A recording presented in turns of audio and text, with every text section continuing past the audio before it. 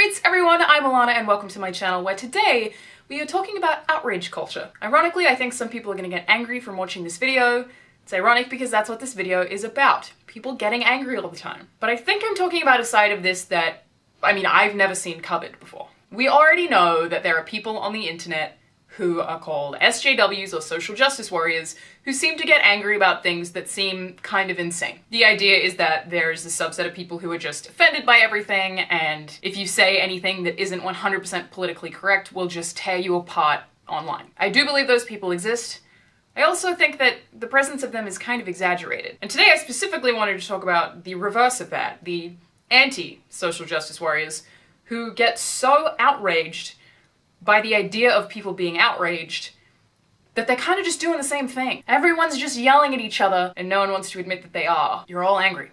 I don't know what to tell you. So it's really easy for me to pull examples of this that have happened to me where someone has suggested that I was outraged by something that was incredibly neutral because they look for outrage in things. Or they suggest outrage that isn't actually there, or dramatically inflate the presence of it. A really good example of this is there's a video on my channel that is top 5 hottest men in games. When I posted that video, loads of people said stuff like, if a man did this, it would be considered sexist, and feminists would be angry about it. Basically, they were saying that if a man posted a top 5 hottest women in games video, that SJWs would be outraged. So I looked at the comments on the thousands of top 5 hottest women in games videos and found very little of this. Point being, I think the presence of outrage is exaggerated. And that works on a professional scale as well. I read this really great article about this woman who toured with Milo Yiannopoulos for a while, and she basically reported that during his tours, they would kind of fake outrage so that Milo supporters would be like, I can't believe people are offended by this,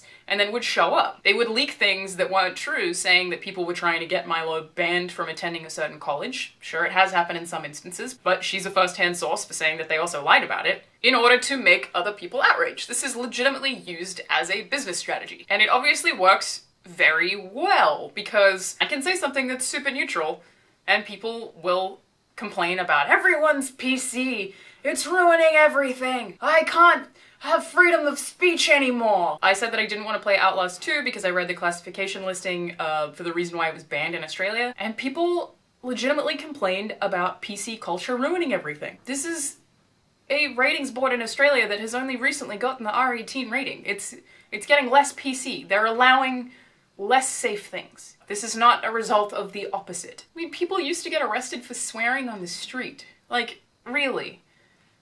Political correctness is not killing you. I recently tweeted something disagreeing with feminist frequency, and I had a bunch of replies from people who said, be careful, feminists are gonna get angry at you, or SJW is gonna unfollow you now. None of that happened. There were just 5 tweets from people saying that that would happen, but none of it happened.